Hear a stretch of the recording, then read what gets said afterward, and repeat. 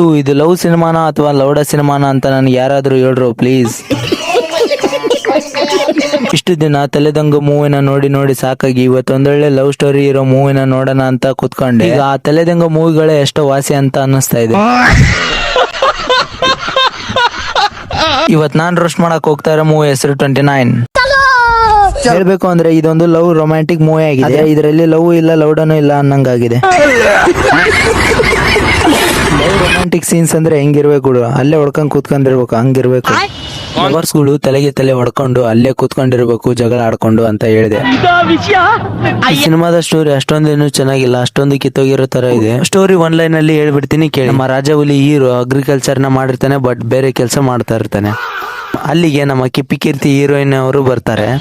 ಮತ್ತಿನ್ನೇನು ಲೈಲಾ ಮಂಜಣ್ಣ ರೋಮಿಯೋ ರಾಮಣ್ಣ ಅಂತಾರ love story start.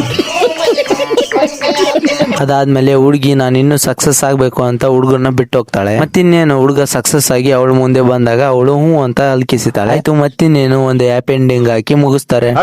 ಇದು ಯಾವ್ದೋ flash back rebel star Ambareesh ಹಳೇದು ಅಕ್ಕಿಲ್ಲ ಬೆಳೆ ಇಲ್ಲ ಚಕ್ರ ಕತೆ ತಂಗಿದ್ಯಲ್ಲಪ್ಪೇ.